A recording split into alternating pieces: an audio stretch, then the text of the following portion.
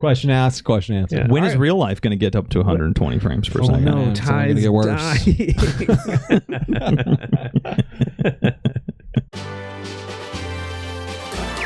Quentin here. I'm fine, babe.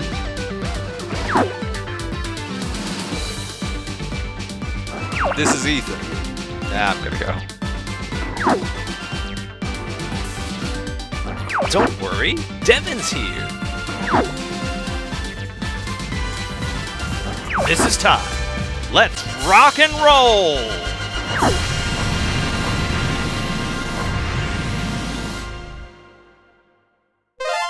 Welcome to the Power Brothers podcast, where 3 of us are here and all 4 of us sound the same. Oh, imagine this. This is somebody's first episode. Right.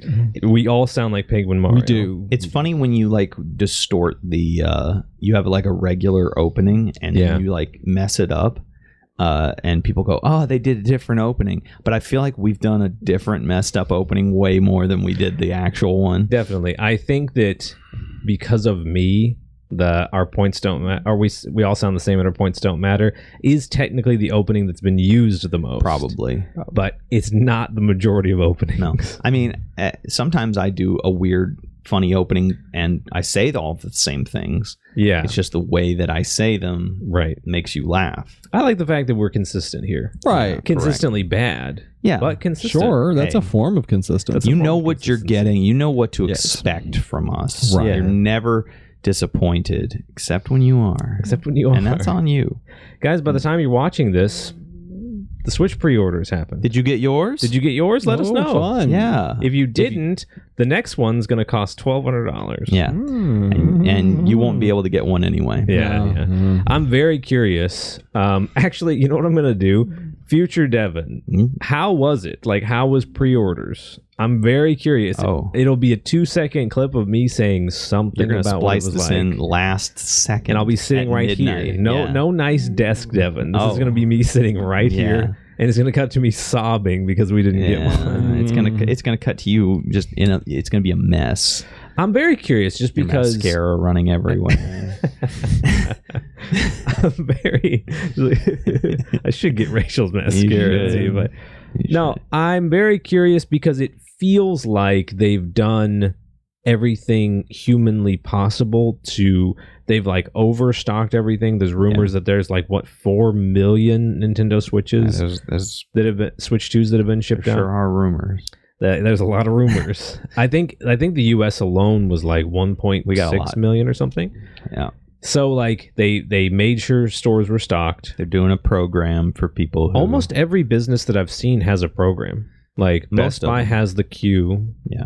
GameStop has a queue. Do they have a queue? GameStop doesn't have a queue, but they announced that they're doing store pre-orders when the stores open. Like brick and and mortar, you have to then- go in there. And then online pre-orders start at 11, so most stores open at 9, so you got 3 hours. But you actually have to get there before 9 because there's going to be a line. There's going to be a line, like a massive. It's going to be a line. massive sleep there. There's going to be people guys. camping out. I think is pretty safe to say. There were for the Switch one, so Yeah. So we'll see. It's going to be interesting. yeah. It's Maybe we'll run into us camping out there.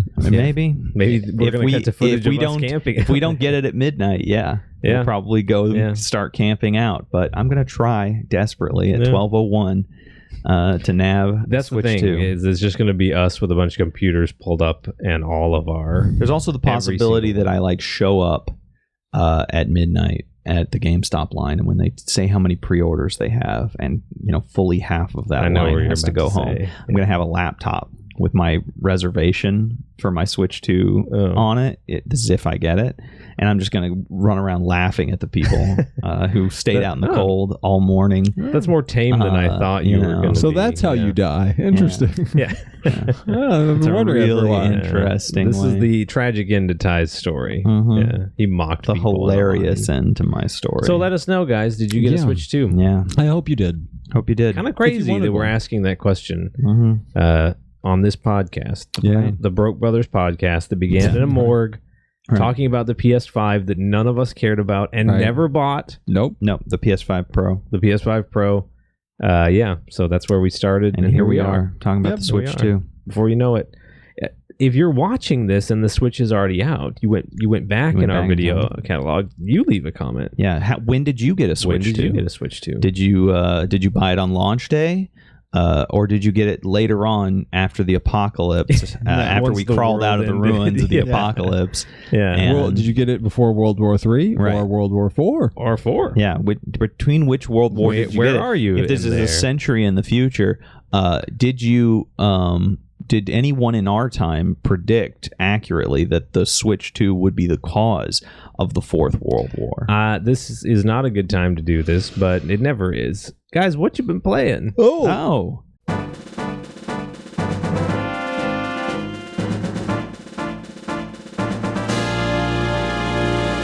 What you been playing, y'all? Yeah. This is the most repetitive segment because I play the same thing all the time, and I know you do too. I was sort of wondering about that. Like, should we do it once a month? But I'm playing.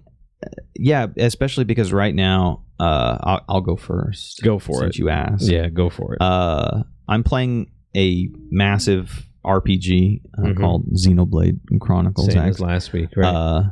Yeah, it's stupidly huge, and I am a grown man with a job that isn't this podcast or playing a video game, though it's almost playing a video game, and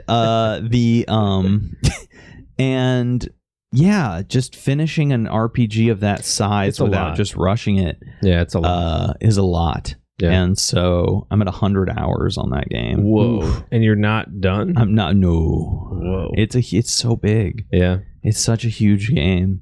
It's intimidating sometimes, I think, to non-RPG players to think that it's not just like it's 100 hours if you really love it. It's like, no, it's 100 hours if you want to beat it. Yeah. I will say I have been doing all the side quests. Yeah. And so I do think you could, because the main story is actually fairly short in this game, I think you could probably beat it in like 20 or 30 hours. Oh, okay. But that's not enough for me. Right. I have to destroy it. I just started going, I got to do the main story and ignore some of these side quests and come back to them or something. So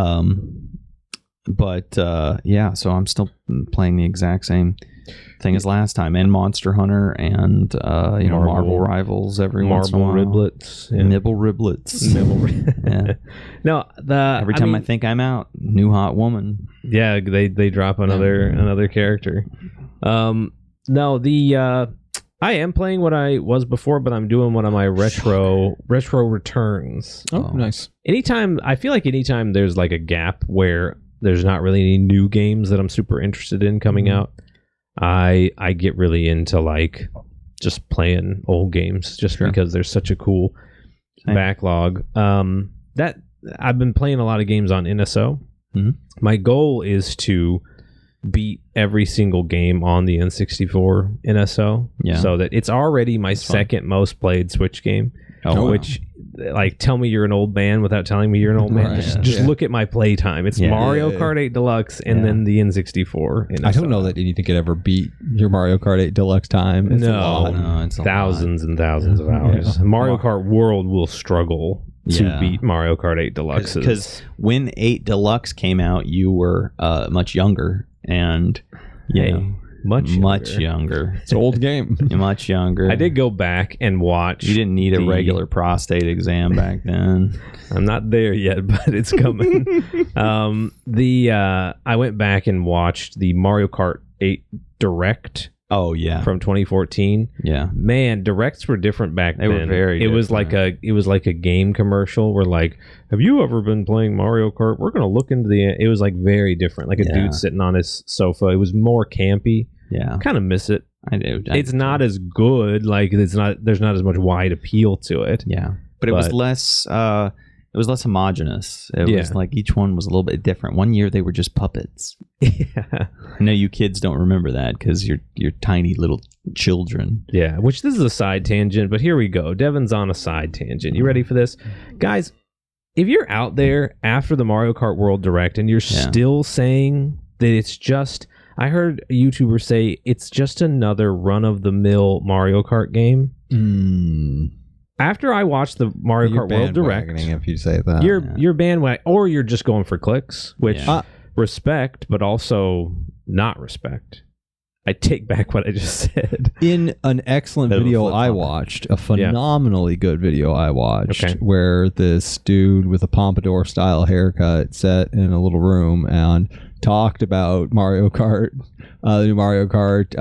This handsome young lad, you're too kind, showed off that you could jump in place. Which I don't know how I watched all of the trailers for it and didn't catch that you can now drift going forward. Like you can just like accelerate going forward. And when you let up, instead of just a boost, you get a boost and a jump. Yeah. I thought it was a jump button as I was watching everything. I'm like, oh yeah, you get to a ledge and you jump and you go up the wall. No, you can now drift going straight forward and get a boost and jump. And you can dodge blue shells, or you can dodge red shells and green shells with it. Right. It's how you get up walls. And I was looking at that and I was like, this is a different game. It's very We're on some different sauce now, guys. The recipe has been radically altered, right? I don't know how you could have watched that direct or the game, but I give them the credit of like, maybe you didn't watch the Treehouse, maybe you're not super into it, but if you watched, they're reacting to the Mario Kart World Direct, and they're like, they're harping on that $80, and it's like, look, bro, we all think it's too expensive. Yeah, everyone's all opinion collectively is the same. agreed it. Yeah, we all agree. It's no too one's expensive. arguing with you. Let's just move on. Either buy it or don't. If you really feel like it's buy it or don't. Super expensive, but we're done talking about it. Yeah, exactly. It's like, okay, it's too expensive. We get that. Yes, I agree. But then it's like, but then you want to go further and go, it's too expensive, and it looks like it's just like the old one. No. It's like, okay, now you're out of your depth. I think what happens is people get disappointed by something, but have a hard time articulating what they're disappointed by. That's a fair point, yeah. And so they latch onto something else. I am disappointed with what I think with Mario Kart specifically. Yeah. Is everybody was predicting that this Direct was going to have some big surprise in it. Sure. It was kind of, I heard a lot of people saying like, oh, we'll understand after this Direct why it's $80. Which is kind of Doug Bowser and Bill Trent's fault. Yes. They were like, well, hang on. The price might seem high, but wait for that Direct. Wait for that Direct. And then the Direct, which I thought was good from like a presentation perspective, and like the game looks super fun. Good overview, yeah. But there was nothing really super new to it, right? Like no, it was just an overview. It was just an overview. Yeah. If you watched the previous Treehouse for the Switch 2 reveal, you probably knew most of what was coming in that Direct. And people are disappointed they didn't get new information. That's an understandable thing to be. Right. But instead of like saying, I'm disappointed in this Direct, I'm disappointed in this game. And it's like, fair. It's fair to be disappointed in the Direct, and when the game comes out, it will be fair to be disappointed in the game. But I think they have like clearly shown new stuff, a lot of new stuff. That's a good point about not being able to articulate how you feel. Yeah. That I should give them credit. That like maybe what they're saying is, I was hoping that it would sell me, it would make me want to buy Mario Kart, and I still don't want to. Yeah. But come on, man, like. You need to be able to say, these, like... Let me tell you something, okay? Let me tell you something about the internet. Tell us, Ty. Go for it. Every single one of these people who's going around going, oh, it's too expensive. It looks just like a generic Mario Kart. They are going to buy it day one. These people have no convictions. No. All right? I bet that exact same... They're not happy. They're going to be grumpy and walking up to the counter at GameStop, and they're going to slam that $80 game onto the counter, and the GameStop employee is going to dare to charge them taxes, and it's going to come out to more than $80, and they're going to be furiously shove their credit card into the machine, and then they're going to go play that game and post footage of it. You know why? Because they're content creators on YouTube, and they have no choice. Like they must play Mario. We started. I want to go back to what we just talked about. We started this podcast talking about the PS5 Pro. Yes, because that's what was going on. None of us ever bought one or were interested in one. No, I love my PS5. I think we did a good job of not harping on it. We expressed the fact that we were like, this thing's too expensive and doesn't do anything. I will say that there was a thing where I begged everyone to have an episode where we didn't talk about the PS5 Pro. No, fair. It was a trickle of news, though. So it wasn't that we were constantly saying price too large, price too large. It was. That's we correct. were talking about it, then some more news would come out about it, and Stranger Things would kind of and to some extent, and to give we were reporting on real things like when it wasn't selling very well, to give credit where credit is due to various people on YouTube. Right. Like there has been a trickle of Switch 2 news as well. Yeah, in absolutely. fact, like it's a continuous thing, and so like it's fair to mention each of these things, and talk about them. Right. It's fair to have a long conversation about the price. Oh, but absolutely. that conversation's just been had. Yeah, conversation has been had. Don't make 5 videos about it. It does. Don't make it every short on your channel. You know what is confusing though? Was that tagging us? You know what is confusing is we didn't have shorts back then. No fair. What is like an actual controversy in gaming now? Because it feels like there's lots of people who want to say like, oh, well, this is going to be a disaster. But like you said, then they're going to buy it, and then the game does well, and we all go like, yeah, it sucked. But let me tell you something that a video game company has never done. It has never like declared war on another country and invaded them, and it has never deported a bunch of people or killed anybody. So I think people are at a finally at a point where they're like, yeah, this sucks, but like the world just sucks more. Well, no, it's what I was thinking was not quite on the geopolitical level. It was more on the level of like Final Fantasy XIV ran into kind of a controversy when it released. That game actually did deport a bunch of people. I forgot about that. Back to the Warcraft servers. Yeah, it did. But that was a good. With Dawn Trail, there was a big controversy, and it was a lot of early players saying like, it's fallen off. The story wasn't as good. The character writing was kind of bad. They were saying like, for a game that everyone was so praised for its writing and its characters, to say like they lost something and this new expansion isn't clicking. And there was a big backlash of like, oh, you guys are overreacting.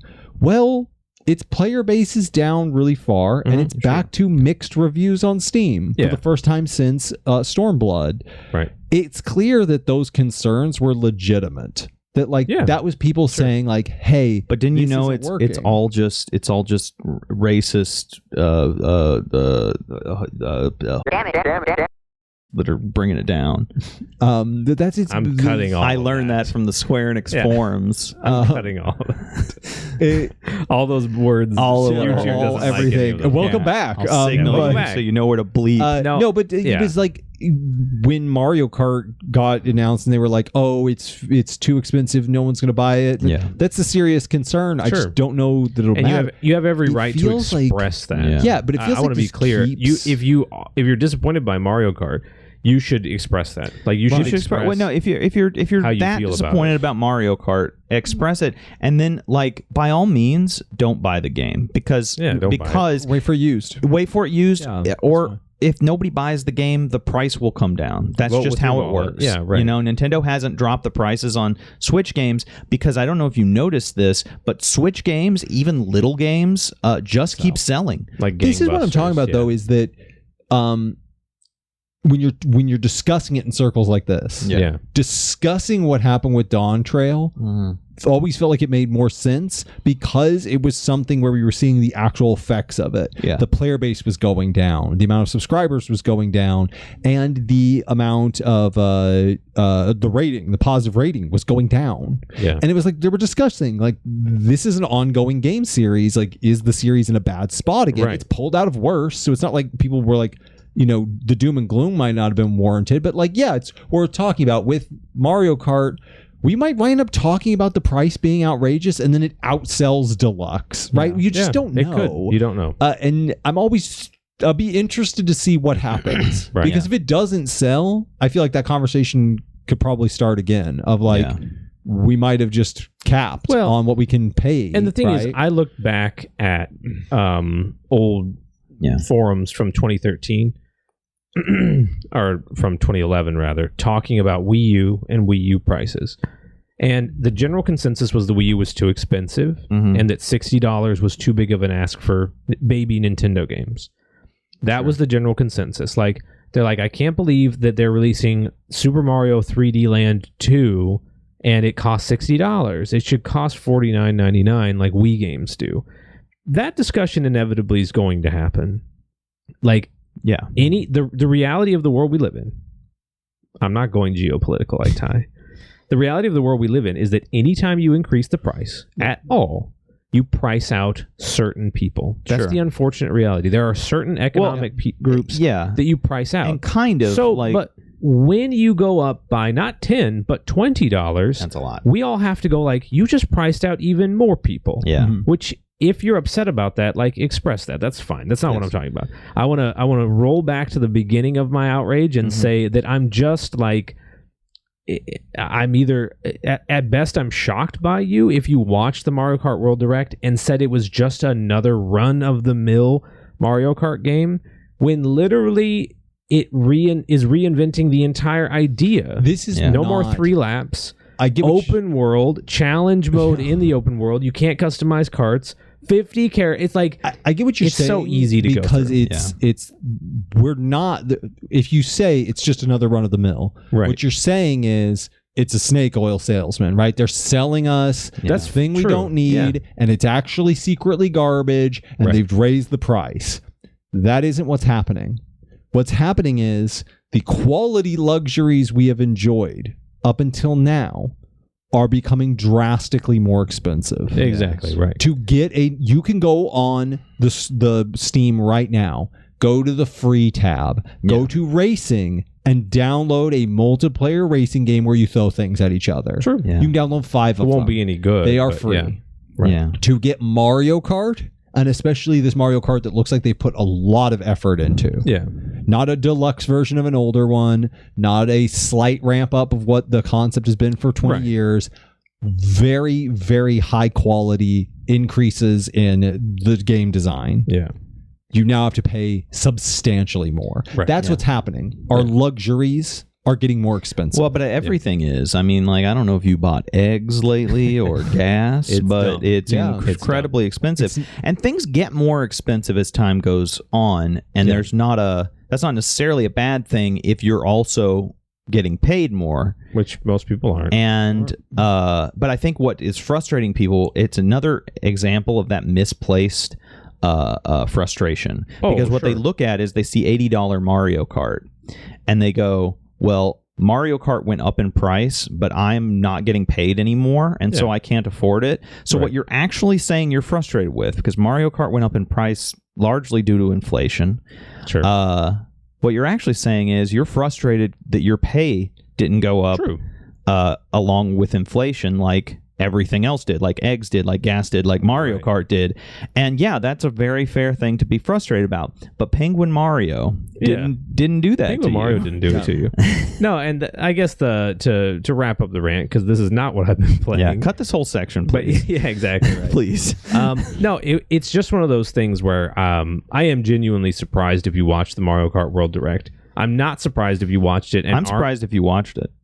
A little bit, but I am not surprised if you watched it and are not interested. You have every right to be. I am surprised if you watched it and thought it looked like every other Mario Kart. I don't think you watched it. I don't understand how you could have possibly watched it. With all that said, I'll wrap up to pass it to Ethan.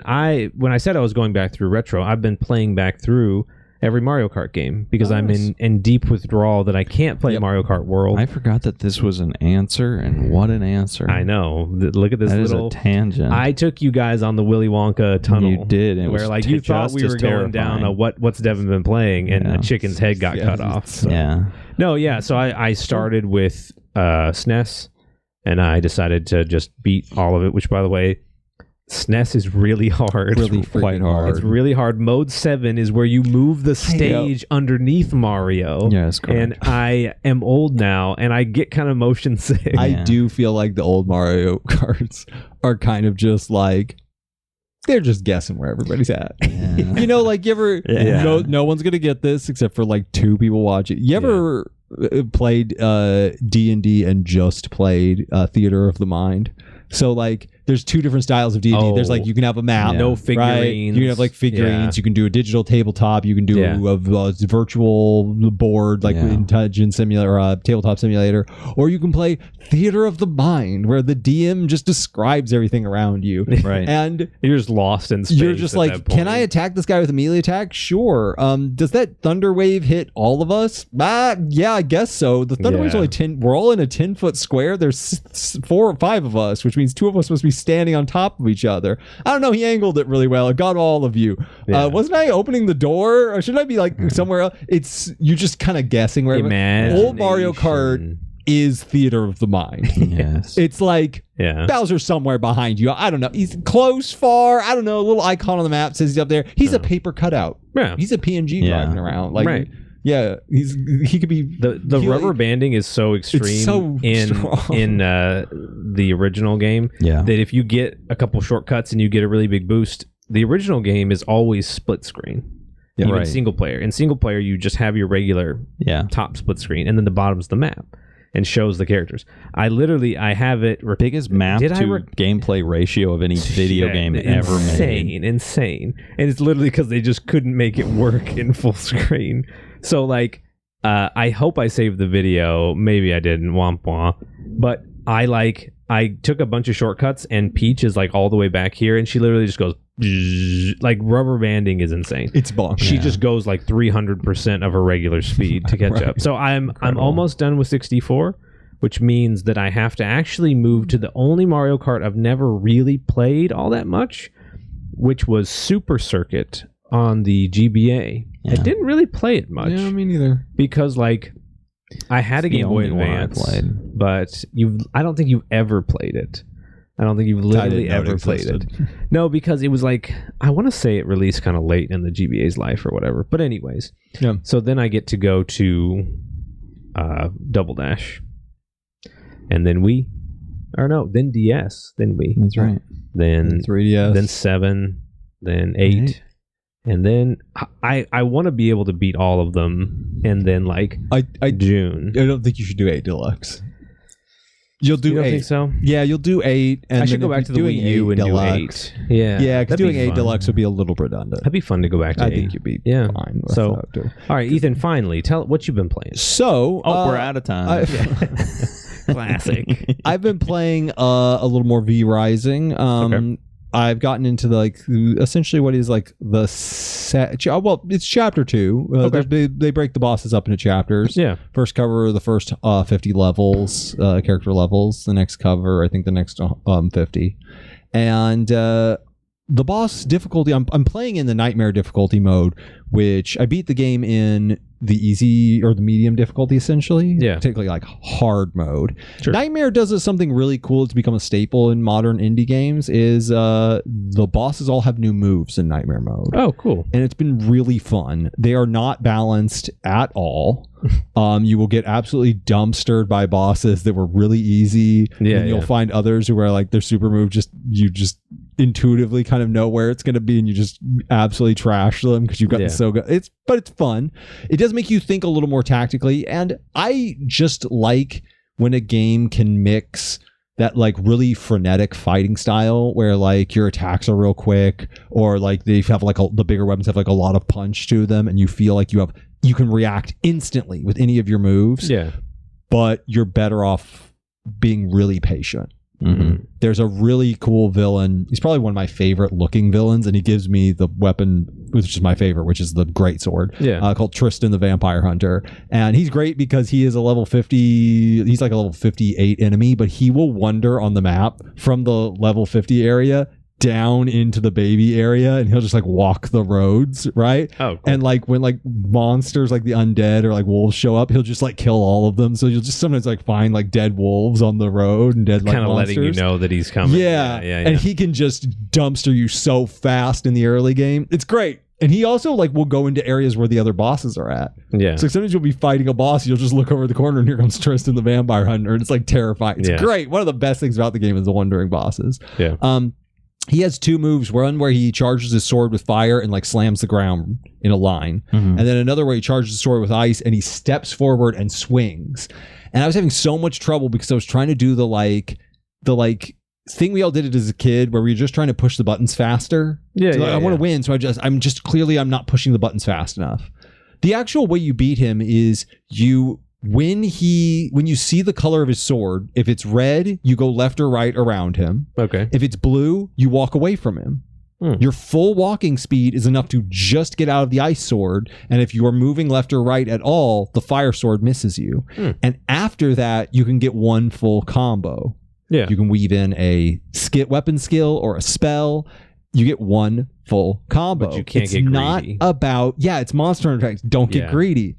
I was fighting him and I died literally 16 times because even when you get his health down to half, he now has ultimate moves, which are just crazy, right? He absolutely he destroys the environment in his ultimate moves. He just starts cutting trees down as he swings at you. It's bonkers. It was so much fun. But I was fighting him the 15th time and I was like, it suddenly dawned on me. I was like, how do you get away from this ice? I kept using my panic buttons, my dash or my skill abilities. But if you use the ice blade 3 times in a row, I'm just screwed. And suddenly I realized I'm constantly holding the attack button. I just need to let up off of attack.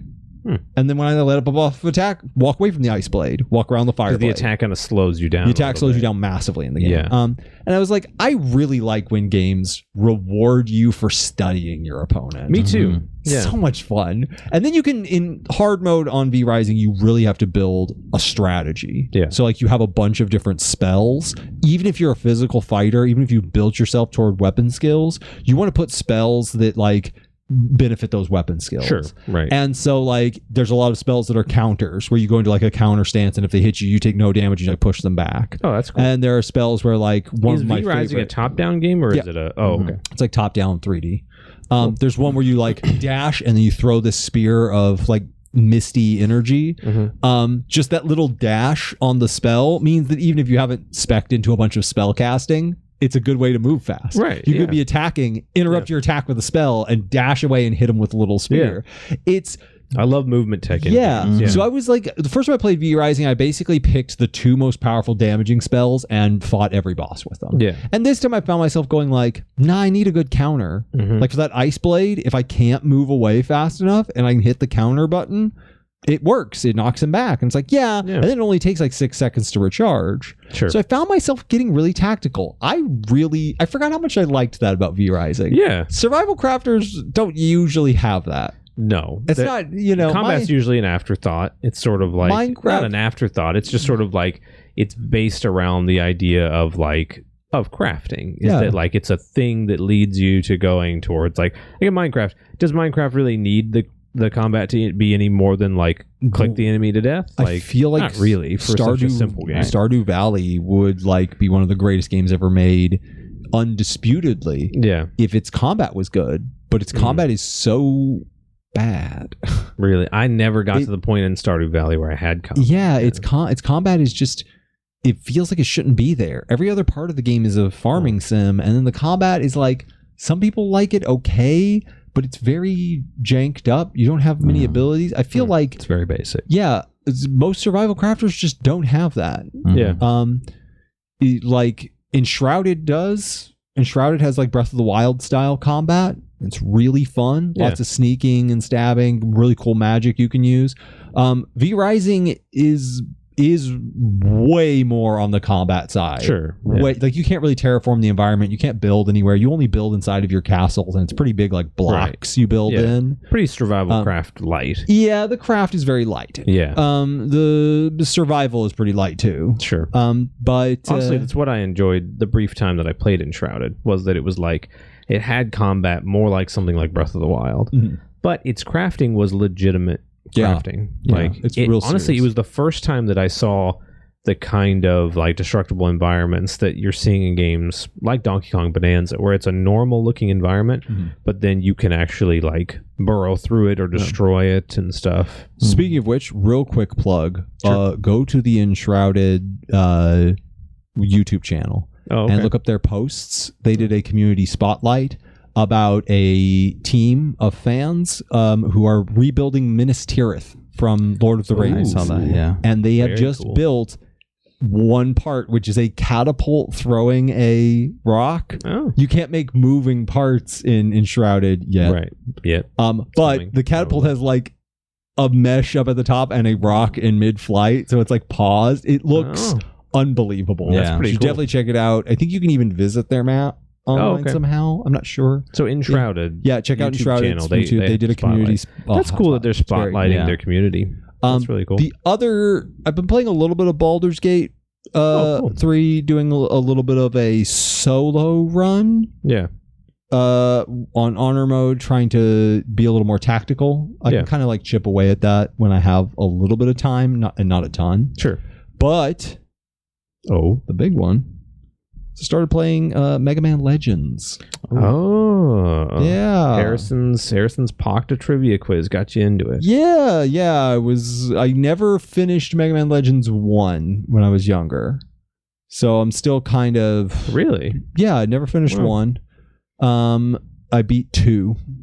2 I didn't beat as a kid. I was a young adult when I beat 2. So I'm going back starting with 1. Okay. And fantastic games. You can't go wrong with that. Like that's what I kind of like is that I don't mind lulls in like release schedules because it gives me a chance. I have such a backlog, but I also have so many like video games is such a cool hobby because you have so many games. Like there's in just my lifetime, like some of the greatest works of art. They're works of art. Some of the greatest works of art have been released, and I can go back and play them. It's why I like stuff like NSO, like a chance for. There was a great streaming series over on Nintendo Life by Felix Sanchez. He's a young guy, and Breath of the Wild was his first and only Zelda game, and so he wanted to go back and play Ocarina of Time. And it was cool to see someone play Ocarina of Time for the first time and see it from a different angle. Someone who kind of crazy, like they've played Breath of the Wild before they played Ocarina of Time. Like that's such a different experience. So I like that. I like that you can go back to Mega Man Legends and it's very fun. Still think it's one of the best art styles in a game. Yeah, definitely. I think undisputedly, you had said it during our deep dive. Yeah. It's aged like fine wine. Yeah, it looks. I rarely crack open an old video game like that and just look at it and go, man, if an indie studio released this today, I'd eat this up. Yeah, it's very rare. It's rare to go back to those old games and go, I wish games still look like this. Yeah, right. I play like Ocarina of Time. Yeah, and I go, let me get my 3DS out. You know, right. like, and you play the 3DS, and it looks like the art from the box. And you're just like, oh, it's so peak, right? Like it just looks so good. Do you like? It happens with most video games. Yeah. And that's fine, you know. Sure. No problem. Wrong with that. There's lots of like remasters and stuff that look fantastic. They look how you remember them as a kid. Man, you fire up Mega Man Legends, it looks exactly how you remember it as a kid. Exactly. Yeah. Man, Mega Man's face is so expressive, and the music so great, so colorful and cozy, and like you just at some point we should have a psychologist on to discuss. We know one to discuss. What happens in our brains when we see a PlayStation 2 model as it turns like glitch, and why that's so satisfying. The polygons don't touch. They don't. Like a character breathing will like swap as it goes back and forth. Something in that, why that's so satisfying for our brains to see. Right? He's just gonna get on here and be like ADHD. That's what it is. All right, guys, that's what we've been playing. Your brain is broke. Tell us in the comments what you've been playing lately. Yeah, that's the fun of it. And why you've been playing it. I like how what you've been playing is just our excuse to talk about whatever. Yeah, pretty much. Tell us if you like that. Do you want us to go back to more like structure? that? Should we cut more of it? Yeah. You don't know what we already cut out of it. If you do like what you're seeing, give us a little subscription. If you're new to the channel, welcome. Give us a comment. Give us a like, give us a comment, give us a sub. Help us grow. All that Switch 2 nonsense slowed us down a bit, but we're still going, baby. Yeah. I'll say it again because I say it almost every time we plug the comments. Get in there and comment because right now we are at that wonderful size of a YouTube channel where we actually read everything and usually respond. PewDiePie isn't going to respond to you. No. The poor guy's got 100 million comments coming at him all at once, but we don't have that. If you see us not responding to one of your comments, you might be a ghost like Bruce Willis. Exactly, right? Even then, or you said something really offensive, and we're not going to. You're a ghost, and then our producer Cameron would respond. Cameron. She'll communicate with you guys. All right, guys, let's go to our favorite, which is topic of the week.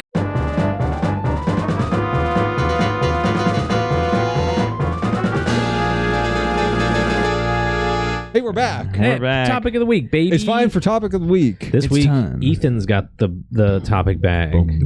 Let's see what happens. I'm a little bit afraid. I threw out all the. We're ones not that only didn't say bleeding Devin viewers, we can't even get viewers to be in the room with us. People who used to view this podcast as we were making it, The they've lowest abandoned number us. of people. They're in the all room. watching Switch 2 videos. Yeah, That's they're true. all That's off the problem. watching Curse you, Switch Switch 2 2. videos. Let us find out. Who's it? It was pretty bad when Wait, Rachel walked out the let me door to predict go who it watch a is. better podcast. Is it a topic from Ty? It is. Huh. That's topic from time. It says, when will we get consoles that have more frames? Whoa, he here's wrote the. that a long I wrote time. that a long time ago. These topics have been in this bag. Yeah, for a we should very tell you long guys. time. Anytime we're just driving around and we think of a topic, we Goes in the text bag. my wife Rachel, Yeah. producer Rachel, and she just writes it on a sticky note and throws it into the Is bag. this the first that's topic that we're just have to skip? Like, has this already been answered? Interesting. Let's make it a brief talk. Let's take 10 minutes and talk about. Ty, tell us why you came up with this terrible. No, I'm kidding. It is tell us bad. what was your impetus behind this, and how crazy is it that Nintendo broke the mold? It does feel weird. Yeah. So, yeah. I was thinking, like, game consoles don't really target 120 frames per second, but it's becoming very common on PC. Right. And there might be some PS5 games that have a 120 There mode. is. Yeah, Yep. when I bought my monitor, I was like, I saved up for a while. I was like, I'm going to get some new stuff for my computer. Yeah. One of it's going to be a monitor. And I said, we were talking. I was like, well, I don't like big screens, like Sure. I think that's a living room thing, not a personal thing. Yeah. But I was like, when you asked me kind of what you want, I was like, well, I want it to just be future proofed. I want it to run my computer well. And keep up with whatever the frame rate is on the next console. And you kind of laughed. And you're like, oh, if it's got your computer, you easily do whatever's on the next That's pretty console. funny. Yes. That's pretty funny. Well, yeah, and so like there are games that can do 120 on PS5 and Xbox Series, but in general, most Not all of games them. target 30 FPS in quality mode and 60 in performance. Absolutely. And Which we should be clear on the Switch 2 when you're talking about third parties, probably not going to change. probably not going to change. To be fair, it's just that I'm not sure we've seen a first party. And correct me if I'm wrong, because maybe Astrobot has 120 mode in performance. I wouldn't know. I don't know of a first party game that targets 120 frames per second, and it's looking like Metroid Prime will probably be the first one. No, Mario Kart does too. At the event, it was running at 1080, 120. Oh, okay. Yeah. So yeah, On some TVs. so they're targeting. And in portable. In portable, it's 1080, 120. The fact that it's 120 in portable is bizarre to me. Yeah. But this question. This is Mr. Nintendo newbie. Yeah. I've never played a video game at higher than 60 frames per second in my life. I've never had anything that could do it. Yeah, I mean, like, because you've had video game consoles, and then also none of my monitors or TV can do it. Yeah, all my monitors. Your Steam Deck. Your Steam Deck. Do you have the Steam Deck OLED? No, thanks for reminding me. Sorry. I have the Steam Deck that Valve doesn't support That's anymore. right. The Steam Deck OLED can't do 120 frames per second. I just wanted to remind you. I got really mad when you asked me that question. Because I was like, because literally a few minutes ago, I was playing my Steam Deck, and again, I ran out of storage. My whole life with this thing is like robbing Peter's storage to pay Paul's storage. I am just shifting everything. It's so annoying. I had to learn about what a linking folder is. Do you know what a linking folder is? It's where you trick a directory to think a folder is this place, but it's actually just a link to your big old SD card. Yeah, it's a symlink is what it's called. A symlink. Yeah. So, anywho, back to positive podcast. So anyway, if you have a Steam Deck OLED like Devin doesn't, you could play at 90 frames per 90, second. that's true. Yeah, but that's not 120. No, the screen is 90 hertz. I said in-docked. I meant undocked. Undocked, yes. But the Switch will be supporting 120 frames for first-party games, at least the first, 2. And so the question was more about like when will game companies start targeting 120 frames as a performance mode, and then 60 becomes open world games like Breath of the Wild and Tears of the Kingdom. We traditionally see open world games, especially on consoles, as just always being lower 30 frames per second, right? Horizon is 30. Horizon runs at 30. Well, Horizon, the original, has a performance at 60. It has a performance at 60, and then its graphics is at 30, I believe. It's kind of crazy to think that like Metroid Prime 4 is going to be a game that in all likelihood will be running at 120 frames per second, but not have a variable refresh rate. It could be locked. Digital Foundry was looking at it, and it's hard to tell the resolution on a stream. But it's like, as far as they can tell, it is locked at 1080p 120 frames per second, which is taking more than the resolution of the original Switch. You mean a dynamic resolution? You said no variable refresh rate. It should still have variable refresh rate. Is it called variable resolution or dynamic resolution? Yeah, so a lot of people, like when you're playing Horizon, a buddy of mine, he plays it in performance mode. It can drop sometimes. It can drop all the way down. Most games do. Most console games have dynamic. Yeah. And so so the answer, I guess, to your question was June 5th. I guess so. I'm not kidding. We wrote that down probably 6 months ago. Probably. Yeah. And it was nowhere in, like, the Switch 2 had a few surprising things. Yeah. But nowhere in my foggiest dream was I going to be like, they're going to target 120 frames per second on this thing. Like, that's stupid. That even when rumors circulated that the Switch 2 was like a portable PS4 Pro, I still didn't think 120. I didn't think they would put a 120 hertz screen on it. Yeah. When has Nintendo ever cared about? Well, Nintendo's never flaunted frame rate, but they are kind of a frame rate fiend. They are frame rate fiends. Their games run at, I think more of their games run at 60 FPS than anybody else's. Yeah. Even if they have to get them down to like terrible resolution to get them there. But they also like talked about resolution and frame rate in the Switch 2 Direct, which we've talked about on here. That's very un-Nintendo. They like to pretend that it runs on magic and dreams, that there's no technical side to any of this. But no, they were talking about the technical side. I think that might be Nvidia's influence on them. Probably, but so much so, and it's a new generation of Nintendo people. A lot of young people. The three designers were I think young, also we're probably looking at a time where they had a series of successes followed by a series of failures. Yeah. And they're probably looking at trying some different angles. Oh, sure. So they know that like Switch 2 is going to have some problems in the United States, both with pricing and with the fact that, a lot of misinformation about consoles. Yeah. It's been a problem for the last 5 Nintendo releases now. Yeah. So by coming out and talking about the specs, I think that's them trying to get out ahead of those two issues. Yeah. American audiences do often better respond to, here is what this thing does, better than here is how we branded this thing. Yeah. So like Wii U, they're like, oh, what is it? Is it just an expansion? Is it just a tablet you buy for the Wii? Yeah. And it's like, well, obviously not.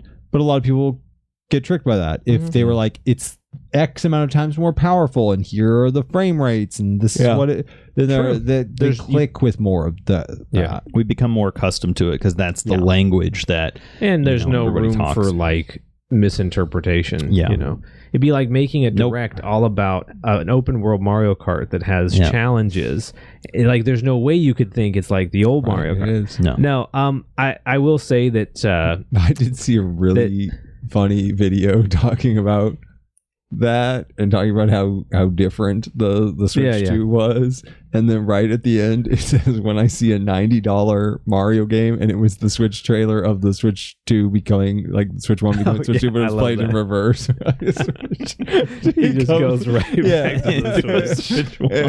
That's really funny. It was really really funny. It was really funny. Now, there's been a lot of really funny Switch 2 memes, like, between the price and everything. I didn't expect it. No, that's actually talking about, like, the spec very clever. difference. That's right. No, what I think is interesting is Sony, the former, I don't know if he's the VP or president of Sony, was on a podcast. Yeah. And he talked about how Nintendo's losing their identity because they went on and talked about, frame rates, and they were talking about the power, and the Switch 2 is just iterative. And I was like, I mean, first of all, like, I'm sure he's a great guy, great developer, whatever. I don't know animosity towards him. This podcast has been accused of Nintendo glazing, which is the kids' way of saying bias, I guess. So here goes with more glazing. I do feel kind of bad for Nintendo sometimes, because when they go weird and wacky in Wii U, everyone's like, stop being different. For babies. Why are you so different? And then they're like, Switch 2. And they're like, oh, wow, you really sold out. Wow, you have no integrity. I'm like, I think the Switch 2 is a pretty good middle ground. Like, name kind of boring. Yeah. Features of the console? I like the Still features. weird and wacky. There's a game where you play as a guy in a wheelchair playing basketball. Like, they're still weird and wacky. You're not wrong. Yeah. I do feel like he's not wrong. Well, it's his opinion, so he's not wrong. But what he's saying isn't wrong. I'd have to hear like the wording to see how much I would he's like speaking disagree. Losing the identity, that implies decline. I don't know if that's quite the right or terminology. unintentional. Like, they don't realize that they're changing. I would say their identity is changing. I think that's pretty obvious. And evolving. Like we talked about, like, when we all saw it, the first thing, I think, Devin, you were the one who like said it first, was the age of Watcha is now like clearly over. It's done. Yeah. Which, again, Nintendo's identity, to be clear, was different before Watcha. It was different under Mr. Yamaguchi. Yes. I would say It's their a identity shift. is the company of change. We had I think it's kind of starts with the GameCube, which felt different than the Nintendo 64. Nintendo 64 is like a skeleton, and everything has one, right? Everything has a skeleton. Right. The GameCube starts to take on like an actual shape, and we start to get to like the they're not a thing. Invertebrates. I don't acknowledge those as things. Ethan Not a doesn't. thing. Has to have a skeleton to be a thing. Yeah. You have like GameCube starts to have like a shape, and then that shape goes all the way to the Switch. Yeah. And then once we get to the Switch, when we get to the Switch 2, that seems like a shift to me. Like, I look at that and go, okay, well, we're clearly into a different identity for Nintendo. Well, you just described the console where Iwata took over. He became president during the GameCube. Yep. He led the DS, the Wii, the Wii U, the 3DS, and now Furukawa is the president, and this is the way of his... I will say that he's got to be the quietest president in the history of the company. Him. We hear from him at board meetings. And his PR strategy is clearly just shut up and don't say anything. Yeah. It's different, but I don't think saying like losing their identity, the identity is changing. It always has been. It's changed from every... I this think is just a big think one. losing their identity would imply that they're blending in with everyone else, and I definitely don't think that's happening. I guess it's interesting to me that, and we'll wrap this topic up eventually, but it's interesting to me that Nintendo is like, they announce that they are keeping physical media alive. Sure. That game prices are going to remain at full price, and like, you're going to have to pay full price, and this whole they already announced that this whole bundle deal is going away in autumn. So get this Mario Kart bundle while you can. Like, they're staying Super Nintendo, and we're all scared of Xbox. We're all scared of Sony, because they're like, hey, quit buying our games. We'll just give them to you in a subscription service that we can take away from you at any moment. Sure. And Nintendo's like, no, you can have it. It's on the cartridge. Like, that was the other misinformation. They were like, oh, you have to download. No, Nintendo just came out and said, our games are right keys that download. Not from Nintendo. They're like, the other developers can do that if they want to. But even the Zelda upgrades they've confirmed Correct. are on the cartridge. Yeah. So they're like, hey, you can keep physical media alive, but you have to pay us a lot of money for it. So it's like it's a premium. They're still Nintendo for every good element of that and bad. And bad. Yeah. They very clearly are still the same company. It's the way they've dressed everything up. I mean, they put a mouse in their Joy-Cons, okay? And they made a wheelchair game. So wheelchair basketball. Honestly feels a little bit like making fun of the disabled, but you know they look pretty cool though. Drag and drive characters look pretty cool. But the I can't say any of the things I'm thinking. No, you can't. You'd have to cut them all. Wrap up your point, your topic. Yeah, my thing is that I'm just absolutely dumbfounded that I forgot I wrote that months and months ago, and it comes up. And I don't think this is the last we'll see of it. I think that, I believe the PS5 Pro for a lot of games has a 120 FPS mode. Probably does. I don't know enough about it. I don't know. The only game I really have seen running on it was Final Fantasy VII Rebirth. And instead of a performance mode, it basically just has the graphics of graphics mode and the performance of performance mode. That's from the base game. Yeah.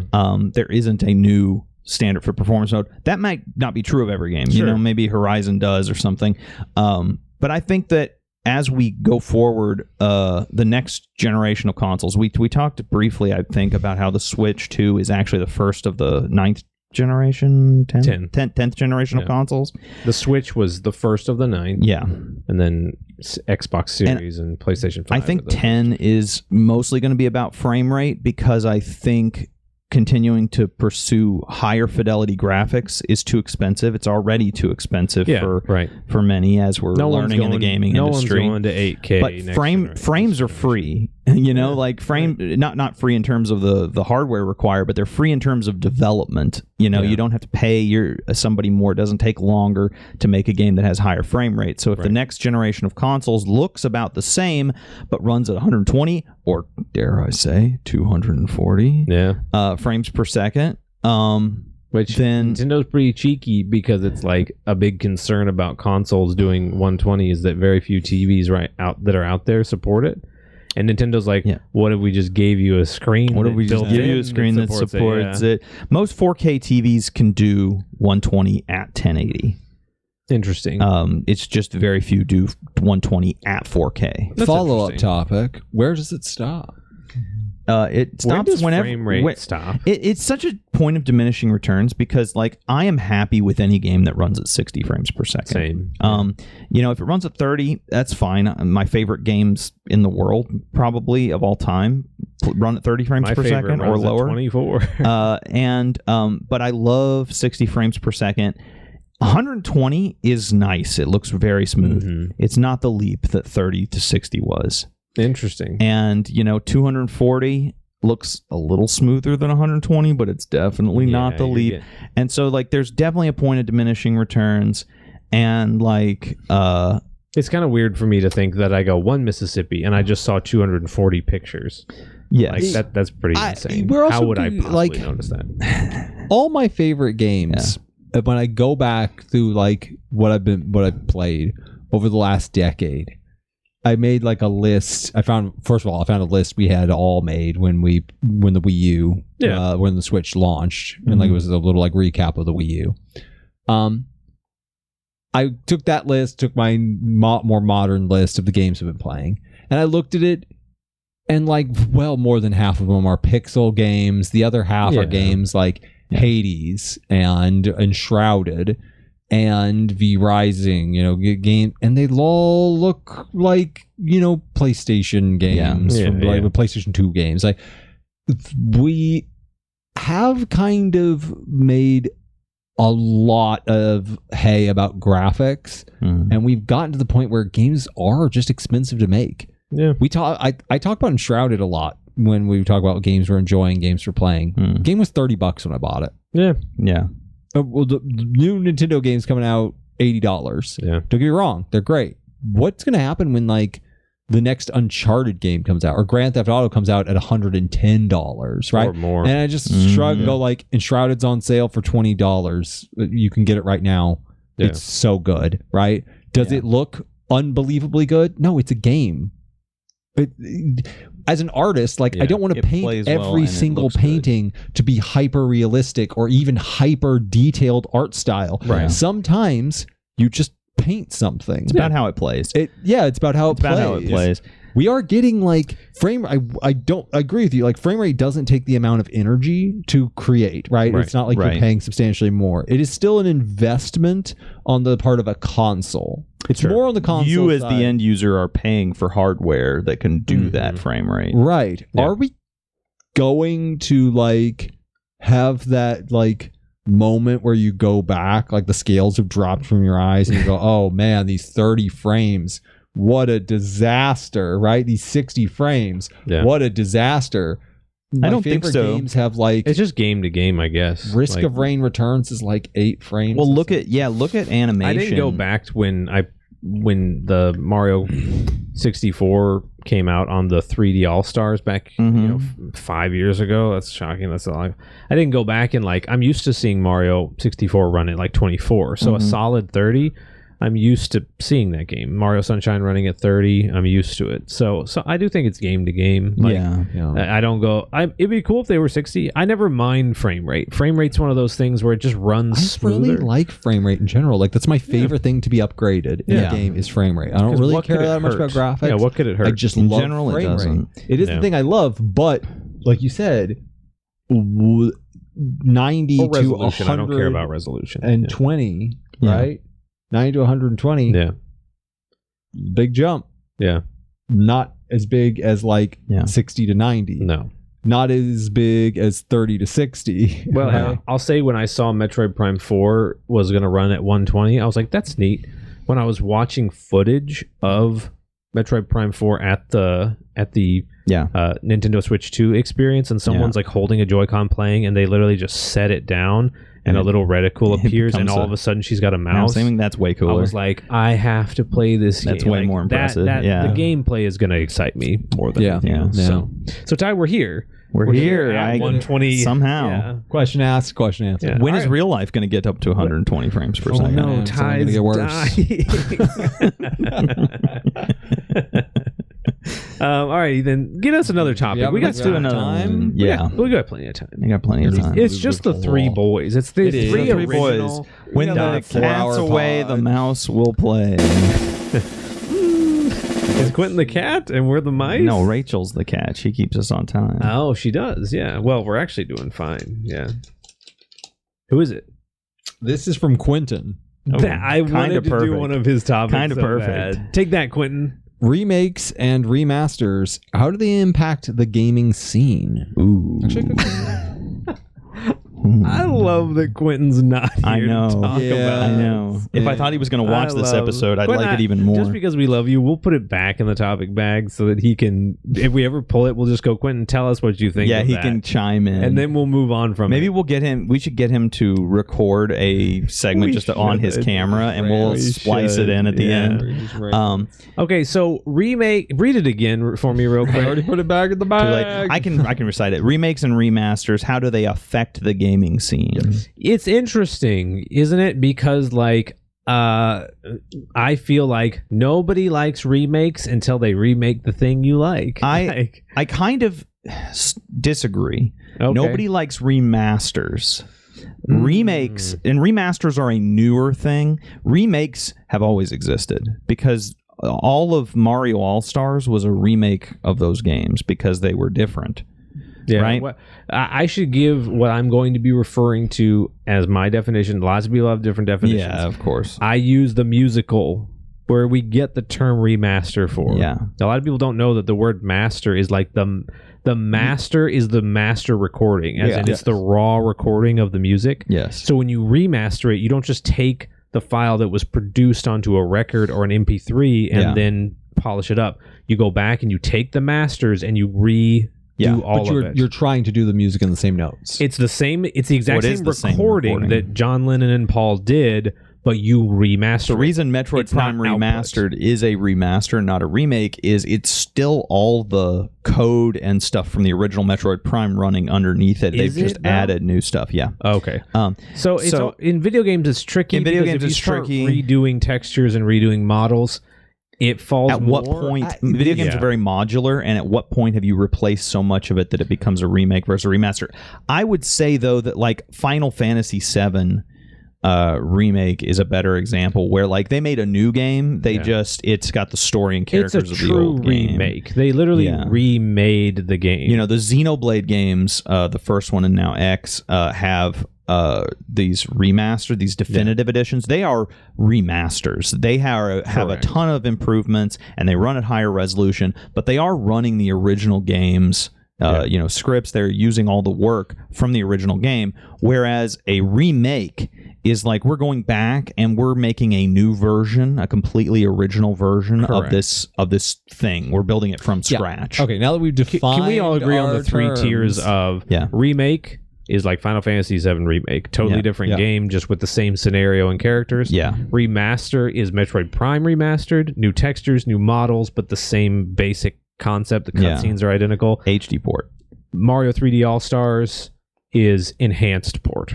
Enhanced port. It's an enhanced port. I mean, I would argue that like Skyward Sword HD is an enhanced port. It is absolutely an enhanced whereas port. Wind Waker HD, kind of a remaster. No, still enhanced port. I feel like they did enough texture work on Wind Waker that it is, and the lighting engine is different. Yeah, I'm calling that a remaster. You think so? Yeah, but I wouldn't call Twilight Princess because they didn't do texture work for it. We're getting too complicated.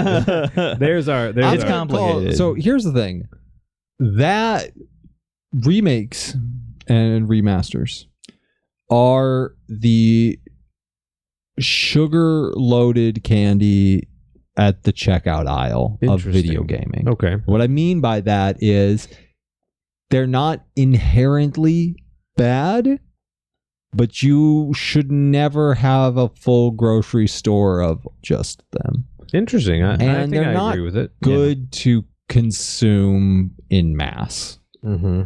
They set a standard of like what's trending, what's popular. Right. We always have to be cautious of.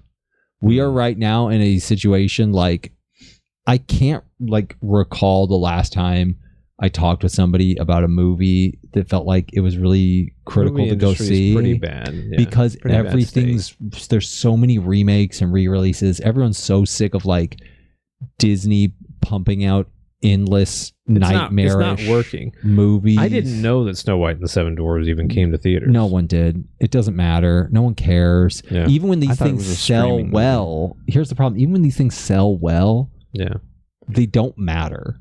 No one Lion cares. King. I watched that like CG Lion King, and I was like, that wasn't bad. I don't think I ever want to watch it again. Yeah, no one cares. I've watched the previous Lion King like 50 times. Right. Like, well, and if I get an itch, I'll probably want to go see the original. Yeah, but and that's the thing is that it was really cool 15 years ago. Yeah. When a remake came out, it was really neat to see. Yeah. Right. And sometimes they actually have value. Right. Sometimes they actually have something important to say, like the remake of True Grit. Really good movie. Okay. Sure. Right? The original one, really good movie. Right. Very different movies. Yeah. Telling the same story with same. They're a real remake. It's a real they have value. Both of them have value. I would even call something like True Grit or Dune. I wouldn't even call those necessarily remakes because they're adapting. That's it's a different adaptation of the same source material because the movie wasn't the inspiration for the. But the thing is, true. That got out of hand and it obliterated the market. It's full of cavities right now because they've eaten nothing but sugary treats. Right. When I see a game being remade, I always take a little dose of caution in how I engage with it. Sure. One of the most dangerous things about the scene that has happened in the last like 5 years has been the Final Fantasy VII remake because they're remaking they are from the scratch. Yeah. Like full remaking. Big ask. One of the greatest games of all time. Yeah. And without having very many things in common, they have made one of the greatest games of all time. They have, yeah. Mm-hmm. And there are times when I look at it. They're on track to make one of the best trilogy games, which is rare. Trilogy games are usually, they don't have the same reputation as movies. I looked at it and what I saw was while they were making Final Fantasy VII R, they were releasing Final Fantasy 16. Yeah. And 16 feels like they didn't put in as much effort. That's true. The scale of 16 is so small. Kind of a and the dangerous scale trend. of each of the Final Fantasy 7 games is so big. They should have treated it it just like the next Final Fantasy. Yeah. You have one character and no party members, and the amount of abilities you have is really limited, and the depth of the game is really limited. Which, and I mean, it was more. Good game. They spent more money developing it than they did remake or rebirth. Like, I think that has more to do with choices. Yeah, it is. It's a very good game. Yeah, 16 is not bad. It doesn't feel like an epic RPG though. It doesn't. No. It feels Which is what Final smaller. Fantasy arguably should be. Yeah, it feels smaller. Yeah. The first Final Fantasy 7R was very focused on this big cinematic part of the game. That was the opening, the classic iconography. The second one, you get out of the first zone and it's a giant map and it's just a roller coaster ride of a video game. Old school RPG. Old school RPG.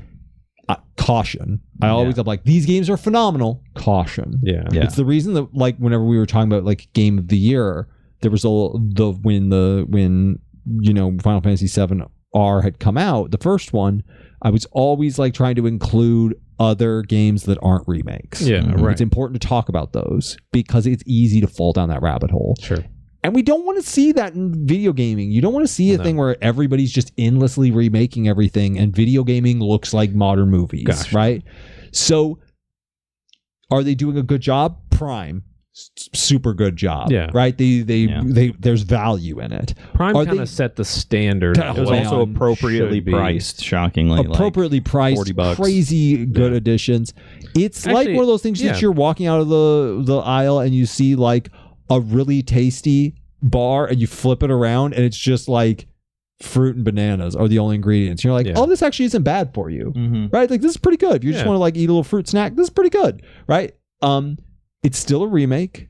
It's making it accessible to people who didn't play it before. Sure. It has value. It has a ton of value. It does, yeah. There are other remasters like the Last of Us remaster where like they just great game, a new one. Doesn't look that different than the original. Yeah. The Last of Us original's not that old. Collection or something. Yeah. Re-releases of Skyrim every other year. You already own it on everything. On your refrigerator. Yeah. Right. That has a negative effect. Yeah. Look at what's happened with games like Skyrim. There are no new Elder Scrolls. There are no new Elder Scrolls games. But Oblivion's getting a remake. Oh boy. They re-released Skyrim 50 times, and now they're remaking Oblivion before making Elder Scrolls 6. Yeah, I'll be honest, I'm kind of split on the remake thing because every time I think I'm in favor of remakes, something happens that makes me go like, I'm not really in favor of it. And then every time I think that like I'm not in favor of it, like Super Mario RPG comes out. Yeah. And so which is a remake. Is a from the ground. Yeah. Well, and like because it's a Super Nintendo game, I think we're tempted to say remake, but it's a little closer to like Metroid Prime Remastered in the sense that keeping it doesn't use any of the original assets or code. No, it doesn't. It is just made to function like the original, and that can still be a remake. Yeah, it plays exactly like the original with added content. Yeah, Link's Awakening is a remake. Yeah. Link's Awakening. It's a gradient. It's not hard. Link's Awakening is actually a really good example of the reason that I feel like caution is so necessary. Yeah. That game is too short. It's a $60 game and it takes maybe about 5 hours. Yeah. But I'll say here's the thing though. It's so short. That there's a lot of people that just fell in love with Zelda because of that game. Yeah. Because of the 2019 remake. And that's where I start to double back on my opinion is that like which would I rather? Mario RPG, Super Mario RPG, one of arguably the best RPGs ever made. This magical experience just get lost because it wasn't as popular back in the day. Yeah. The Paper Mario series really outsold it and went way past it. So I'm like, do I want them to just drop it on NSO and then like try to tell people like the purist in me? I'll represent Quentin here for a second. Is that me and Quentin aren't super far off when it comes to like the purist in me. If I really love a game, I kind of want you to stop being a baby and go play it. Yeah. Like Mario 64 looks all blocky. It's like, shut up. Go play it. Because it's like, if you don't like the original way it was going to be released, don't just don't just put a Mario Odyssey model on these like blocky worlds that have an N64 design and say like, well, now I can play it. Now it's palatable to my little my little baby. But at the same time, it's like I'm a hypocrite because when it comes to Super Mario RPG, it's gorgeous. I love that game, and I'm so happy it got remade because the original game has charm to it, but it's sort of like it's a little awkward because it's like isometric. Yeah, the new one has value. Hard to make jumps. I think when I talk about Link's Awakening being a cautionary tale is that the amount of resources that go into making that kind of game just aren't terribly high.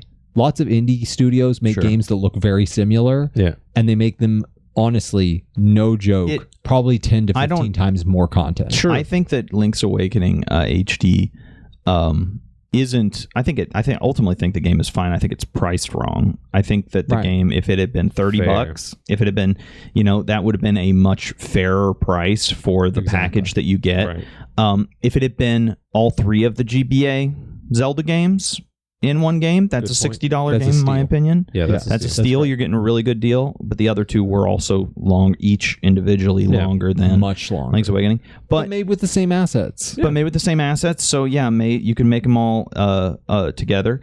But I do think that my opinion is a little different. I'm down for remakes because I don't think remakes in the gaming world, you're absolutely right about things in the movie world, but I don't think remakes in the gaming world have had as much of that effect.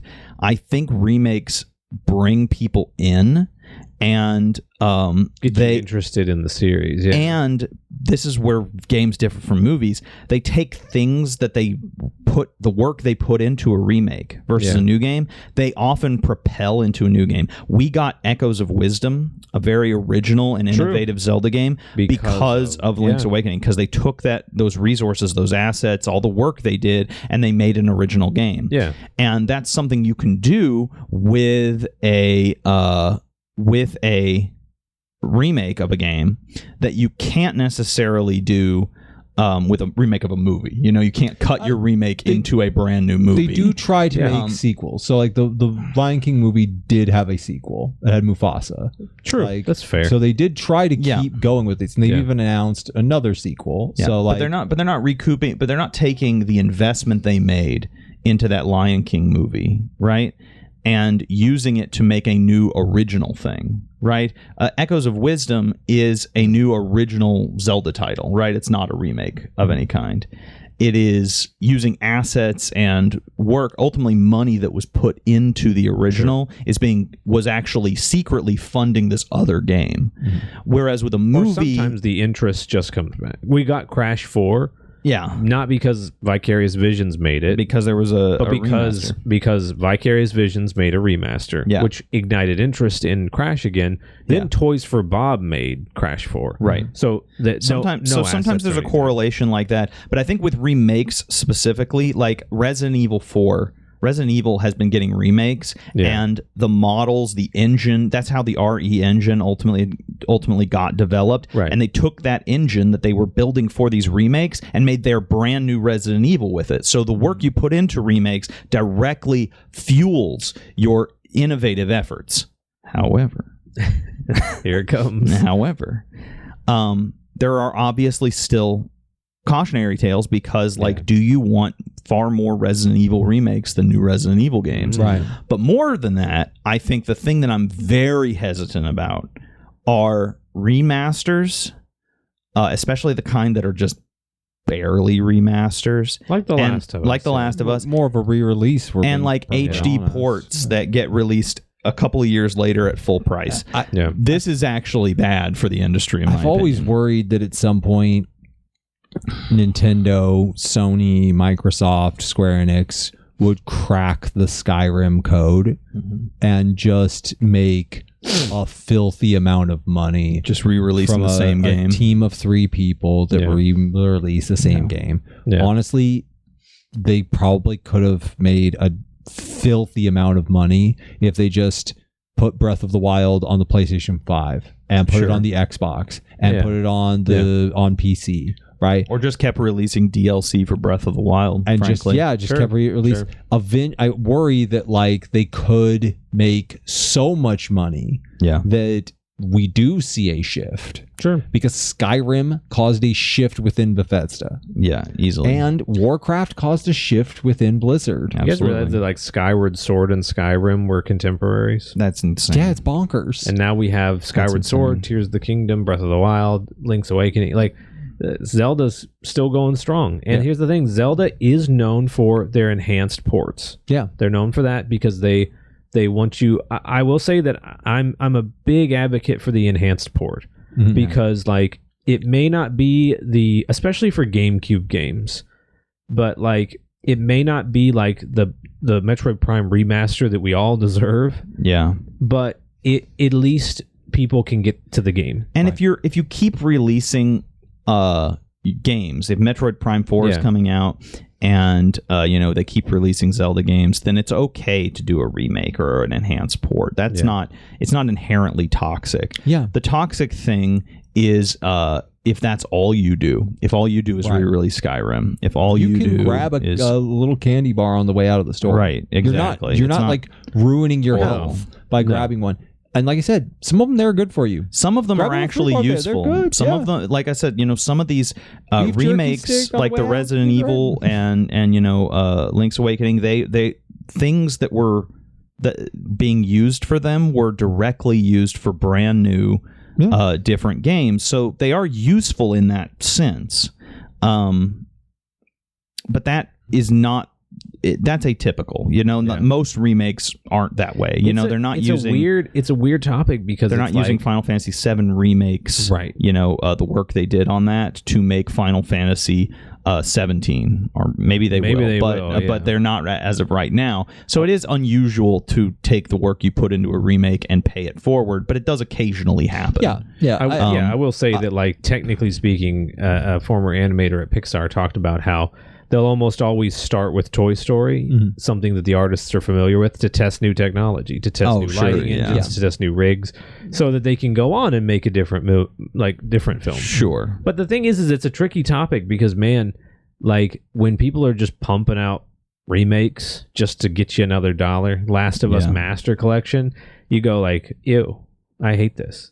But man, when a remake lands, like it lands hard, and you're just like, the thing is that Metroid Prime Remastered, Nintendo really knocked it out of the park, like bing bang boom, like all in a row, where Super Mario RPG is very good. Art Piazza are like they just flex on everybody because they are so good at bringing you into the modern age but capturing the original feel perfectly.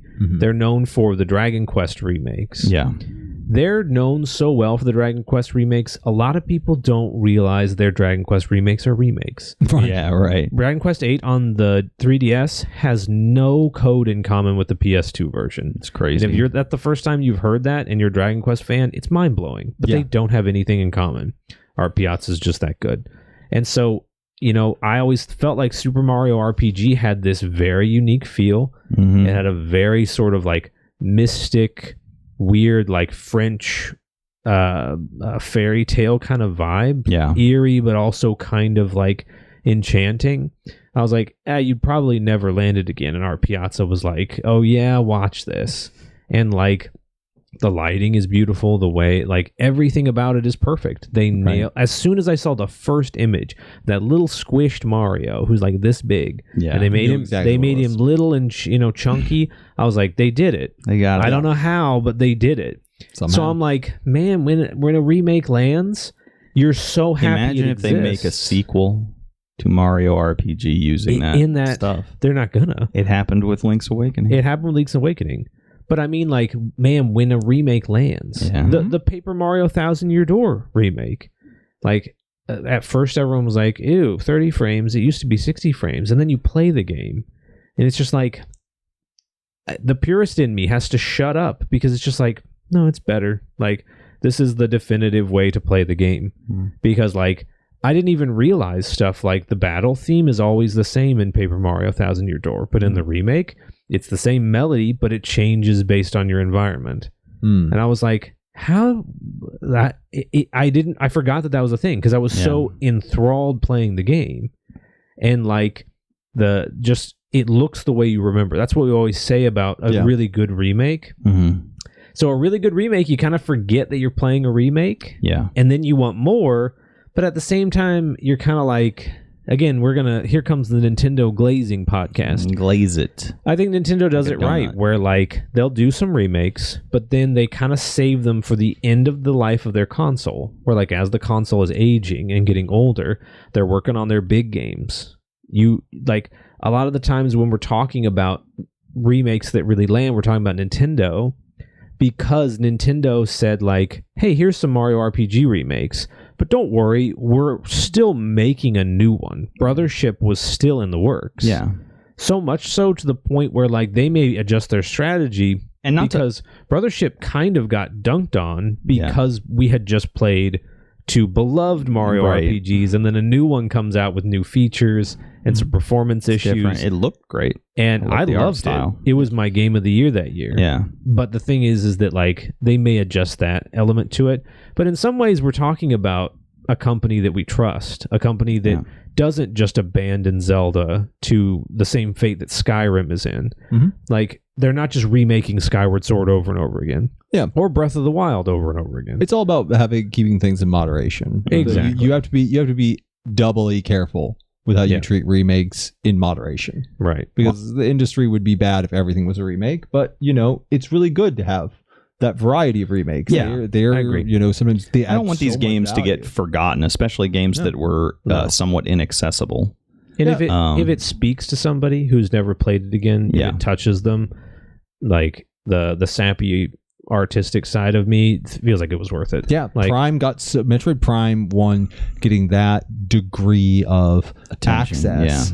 Yeah. For people some people played it and were like blown away by the game. And I was like, on the GameCube. Yeah. I played it first in a Walmart where it was just on one of those displays. And I was like, what am I looking at? Like my mind was blown looking at that game. And now there's all these people playing it for the first time and their minds are blown. Yeah. And it's like, that has so much value. That is a ton of value. I talked it's a really to someone, good thing. Yeah. I talked to someone who Metroid Dread was their first Metroid game. Yeah. And she was like, I had no clue that like Nintendo had like a really cool female lead, like an awesome female lead. And she was like, I thought it was cool, but I thought it was sort of a new wave movement. Patriarchy's been keeping Samus down for a long time. But that's the funny thing is that it hasn't. And she was really happy. She was like, I couldn't believe, I thought that was like a new wave thing. Like, oh, cool, Nintendo introduced a cool female character boss. In 1987. And it's like, in 1987. Yeah, right. And she loved that she played Dread. And I don't think if she had played Metroid 1 on NSO that she would have fallen in love with Metroid. Probably wouldn't have finished it. It's quite hard. But now she told me that she's playing Metroid on NSO, and it's so hard, but she is in love with the series and wants to play it. That's worth it. Now, Dread's not a good example because it's a sequel. Not a remake. Sure. But she went and played. You know what was Prime, a remake? Samus Returns, which led to Dread. So Dread. Ty's got a point. Yeah. Ty's got a point. All the greatest games are remakes. So if remakes are the frame that is framing new games, then I love them because I'm like, they just can't overtake them. But when the remake is the game and then they're like, hey, we're going to put out slop, like Concord, and then dump $300 million into a game that nobody wants, and then say like, well, everyone just wants to play remakes and we're just going to make remakes. It's like, okay, I don't want that. Yeah. Which, in honor of Quentin, I should do a Quentin line. I'm gonna tell you, honey, something. You didn't go far enough. You didn't go far enough. You should have. They're all slop. We don't need them. DEI woke Biden. Yeah. Hideo Kojima, Metal Gear Solid. It's like he's here in the room. Crazy Taxi. Ella Purnell. Quentin, that was for you. Yep. Oh, cool. Yeah. Well done. So so remakes. Well remakes. We will let you comment on unalloyed this next podcast. Remakes. Unalloyed good. And nothing else. Sounds like it. There we go. So that was topic of the week, guys. All right. Now we're going to do something a little different. We usually go with games I haven't played, but we have an idea. You're used to hearing me say this at the beginning, but now we're going to predict the news.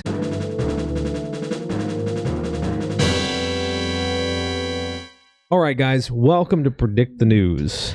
What happened this week in the news? This is the newspaper of the internet. So That's we're right. in the past right now. Yeah. We're going to try to predict. You're watching this on Thursday, April 24th. The Switch pre-orders just went up. Yeah. This is the perfect time to predict the news. I'm going to go first because I got what an easy happened? one. Despite pricing controversies, Right. and everybody complaining on the internet for the past couple of months, Right. Switch 2 sells out in minutes and no one can find one. People are paying scalper prices 3 times what the Switch 2 is actually worth on eBay right now. Yeah. Mario Kart Mario Kart World also highly pre-ordered separate from the Switch 2 from people who couldn't get the bundle. Yeah. I'm gonna go contrary to Ty so that one of us was right. Oh, perfect. The systems in place at Best Buy and Target and GameStop and stuff, finally, in this long history of us just getting completely destroyed by bots and scalpers, we finally figured it out. The system worked. Everybody got, not everybody. There's always going to be some spillage. Some people didn't get a Switch, but I would say the vast majority of people got a Switch too. God bless and good night. I'm going to say, What happened this week, Ethan? before the Switch 2 could launch, Right. in a desperate, sad attempt, Microsoft is going to make some kind of announcement to try and catch some of the spotlight. The Microsoft or Sony, they're going to try and do something. My gut tells me that Microsoft is in a ditch somewhere and they can't because they can't crawl out of the ditch. Yeah, right. It's just too muddy, and they're already half in the bottle. So Too steep. right. I feel like Sony is going to make some kind of announcement specifically because Nintendo had the Dusk Bloods at their Direct. Yeah. And that does feel, like they got a little bit of They're the like, you got Demon's Souls remake on your console? We got a brand new FromSoft. Kind of kicked them. I think they're going to try and make some kind of announcement in between here and then. Okay. And it's going to be mostly ignored. Probably. So scour through the trash cans to see if you can find the flyers that Sony handed out. Yeah, what's his name? Bill Microsoft. What's his name? What's the president of Microsoft's name? I've forgotten his name. We say it all the time. Yeah. Why am I blanking? What is his name? If you ask me any other time. Oh, no. We've forgotten him. It's not Bill Trennan. That's what I was getting ready to say. I was getting ready to say Nate Bildorf. Oh, no. Our brains. Cut this out. Dub it over. Yeah. The Dementia Podcast. The Dementia Podcast. Yeah, there you go. Whatever that guy's name is. He's going to appear with a Switch 2, and he puts like a little Xbox sticker on it, and he goes, This is an Xbox. All right, so... that was our prediction. I have another prediction. Well, you only get one. None of us got a Switch 2. Oh no! Future Devin, look at the comments right now. Guys, I really, if you're watching this, I really do genuinely hope you got a Switch 2. I hope everybody gets it. I hope you got a Switch 2, but only if you've subscribed. Oh, if you're one of those people just viewing this and you haven't subscribed, I hope you never get a Switch 2. If you want a Switch 2, you better subscribe. You better subscribe, you hear me? No, thank you guys. If you're still here, thank you for being here, guys. Thanks for being here. Thanks for being with the three of us. Yeah. I didn't mean to make you feel bad about not subscribing. He did. He did make me do that. No, I don't think you did because everyone subscribed. That's right. Guys, if you're still here, go down there into the comments and put This is an Xbox. Yeah. This is an Xbox. This is. Yeah. Put the Go down in the comments. Still, who runs Xbox these days? What is his name? What is his name? I just said it. I just said it earlier. You said it earlier. Yeah. Go down to the comments and get real political to where it gets uncomfortable, and we have to turn the comments off. We're not doing that. Please don't do that. Please don't do that. All right, guys. Thank you guys for being here. Yes, See you next week. Goodbye. See you next week. Goodbye. So long. See you later. Goodbye.